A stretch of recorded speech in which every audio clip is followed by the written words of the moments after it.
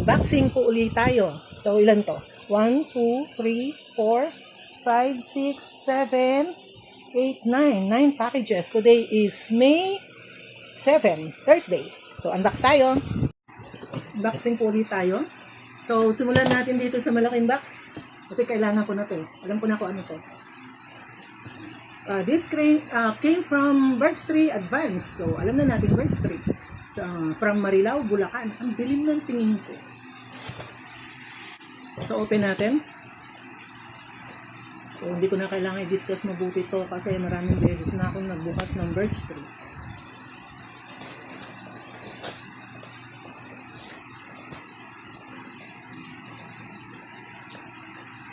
Dati ang brand ko yung Bird brand. Yung anak ko nung minsan sabi niya, "Mami, subukan mo Birds Tree," kasi nasubukan daw niya. Mahilig din kasi sa gatas yung anak ko, yung bunso.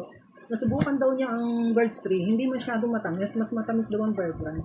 So sinubukan ko naman, kinumpare ko. So totoo nga, mas matamis ang Bird brand kaysa Birds Tree. Kaya lumipat ako sa Birds Tree. Yan, 1 kilo lang muna. Medyo short tayo sa budget. Dati 2 kilos binibili ko. Yung 2 kilos ko is good for wala pang 2 weeks. So mga 5 days lang yung 1 kilo ko. Ang lakas, no? Lakas kong maggatas. Mga 5 days lang yung 1 kilo. Kaya medyo na-short sa budget kasi wala pang akinse. Wala pang akinse, bus na yung gatas ko. Hindi. 2 weeks yata siya. Ang dilim ng tingin ko.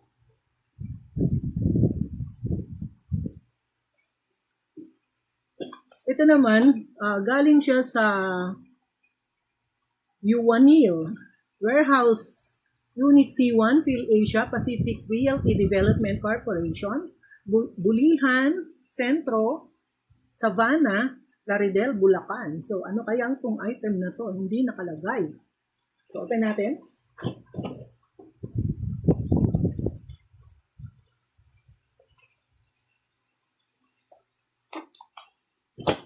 Wow, ano kaya ito? Madami. Ito yung binili ko. Ibang klase siya ngayon Iba yung lalagyan niya ngayon, gold.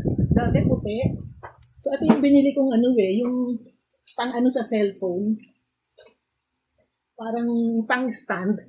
Sandali, kunin ko yung isa na may stand para makita. So, dati ito yung lalagyan niya. Ngayon, ito na siya. Gold, ang ganda ng lalagyan. So, 1, 2, 3, 4, 5, 6, 7, 8, 9, 10. Yan, kasi marami tayong paglalagyan cellphone. Kaya mami ako nakunin yung teka, kunin ko na siya para makita nyo. So, ganito siya. Pag nilagay nyo sa likod ng cellphone, so, pakita ko para So, yan. Ganyan siya. Hindi mo na kailangan ng stand para sa cellphone. Pwede din siyang paganyan. Yan. Ito kasing isa, malaki kasi, kaya natutumba siya ganon pag nilagay ko. So, kailangan pang doblehin. Saka tabingi yung pagkalagay ko. So, kailangan ko pa ng isa para dapat pala sa magkabilang dulo kasi malaki siya. Ayan, tumutumba Kasi hindi balance yung pagkalagay ko. Pero pwede siyang pag ganon. Yan. So, at least hindi ko na kailangan ng stand. Yan, meron na siya. Tapos, madali lang naman siyang isalansan kasi ang liit lang niya. Hindi ka pares ng stand, medyo bulky pagka dalhin mo sa biyahe. So, ito naman, Bell's Pantry Essentials. So, siguro halo to sa halo-halo kasi Pantry Essentials 2528 Taft Avenue, Pasay City. So, check natin kung ano to. Init kasi, kaya gusto kong maghalo-halo araw-araw.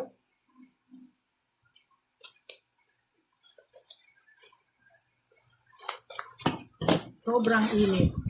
Yan Ay, baka to. Alam ko na. May idea na ako. Kasi malaki siya, parang 1 kilo or half kilo. Mabutas ko na naman. Kailangan dahan-dahan ako, baka mabutas ko.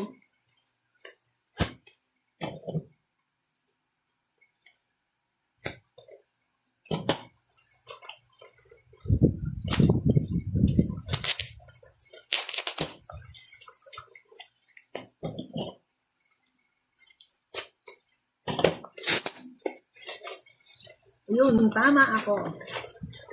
Ano yung tawag dito? Yan. Oats. Oatmeal.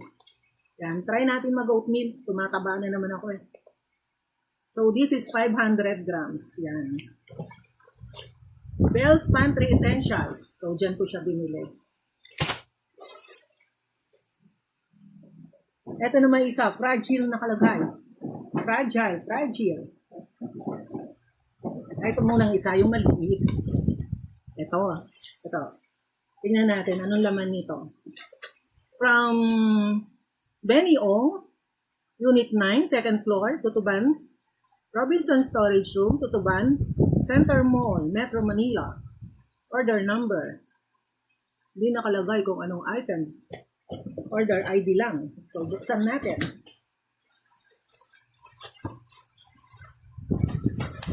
Parang alam ko na to eh, oh. Kasi yung korte.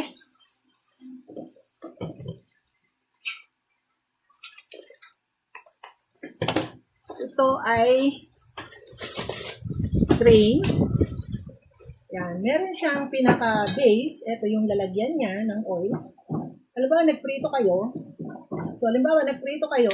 Lalagay niyo yung pinrito niyo rito sa ibabaw. So, ito yung receptacle. Madi-drip out of dito yung oil. So, magdi-drip dito yung oil. Yan. So, maganda siya kasi sukat na siya. Yan. So, ilalagay niyo rito yung hinango yung dinip-fry niyo para tutulo yung oil dyan. So, yan. Kailangan natin yan sa kusina. So, eto pa. Tingnan natin. Ano naman to? Shopee Warehouse, Laguna. From Batino Road, Calamba, Laguna. Ano kaya ito? Parang gamit na naman sa kusina. Mahilig ako sa mga gamit sa kusina eh.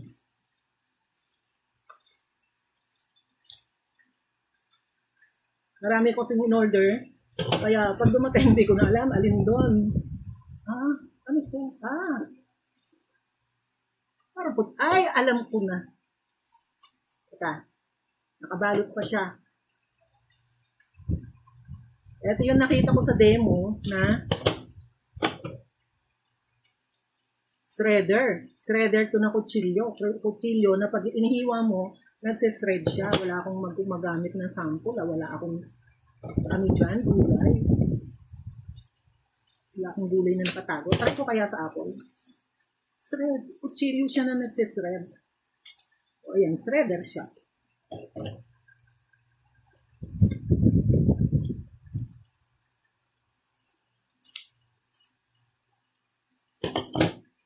Yan. O ayan, shredder. Kutsilyo. Para ganun ka lang ng ganun. Pag ano. Pwede din siyang peeler. Ganyan. So, ganun ka lang ng ganun. Bawa yung isi-shred mo yung cabbage. Gusto mo is strips. So, ganun ka lang ng ganun sa cabbage. Ito naman. 9 minutes na. Ano kaya ito? Parang gamit din sa kusina. So, buksan natin. Tingnan na muna natin saan galing. Shipping 0930, third warehouse back of Toton, Molino Boulevard. So, Molino, Cavite. Bacoor, Cavite. So, buksan natin. Hindi nila nilalagay kung anong item para alam mo na sana sa plastic. Ito. Ito yung akala ko nawala na hindi na ibigay sa akin. Yung pala, pinasok ko sa loob. So, ito. Pang-scrape. So, kung may mga mga ano kayo, halimbawa, mga palaman. So, hindi nyo ma-scrape yung ilalim. Ito, pang-scrape siya. Naka-curve siya dito. Ayan, pa-curve siya. Yan, ganyan ang korte, pa-curve. Para ma-scrape nyo yung ilalim. Yan. So, minsan nahihirapan tayong mag-scrape di ba? Sa kutsara gamitin mo, ang hirap mag-scrape. Yung ibang scraper naman, diretso, so hindi rin niya ma-scrape. At least to naka-curve kaya, ma-scrape niya hanggang ilalim. Yung curve ng bote, nag-fit siya doon. Yan. So, madami na naman ulit tayo gamit pang kusina. So, eto naman, from Apple Pagyo. Apple Pagyo? Binyang City, Laguna. Binyang City lang pala. So, buksan natin.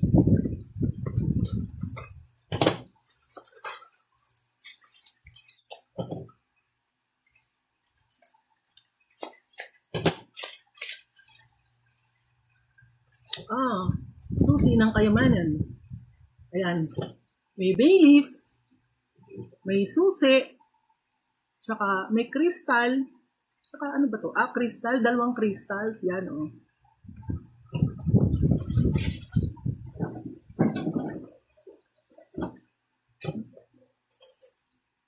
Ito, galing to sa JC Distributor PH. Parang alam ko na to. Hero Street, Quezon City. Parang malaki. Hindi ganito ang alam kong lalagyan ng ano eh. Kasi may box siyang ginamit. Kaya pala sabi ko, ba't ang laki ng kapako?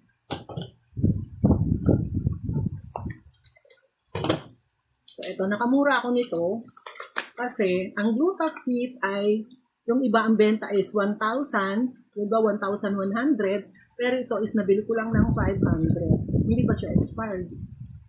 Bakit mura? Or bakit magsasara na siya, titigil na siya sa pagbibusiness at ipinauubos na lang niya. Nasa na expiry? Hindi ko makita. Expiry. Hindi ko makita expiry. Labo mata ko. May nakalagay expiry. May nakalagay manufacturing date, expiry date, pero blanco. Sige na, bayaan na.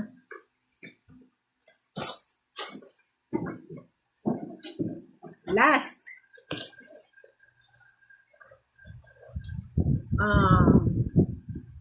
From Fifth Right Corporation, Governor Pascual Avenue, Potrero, Malabon City. Galing sa Malabon City. So, bakit fragile ang nakalagay? Yung iba sabi fragile, fragile. Ano ba ang tamang bigkas? Fragile or fragile? Ang alam ko kasi fragile. Baka mabutas ito na naman. Kaya dapat lang pala nilalagyan ng box yung loob para hindi siya nabubutas pag ginuntay. Ano to? Bilog.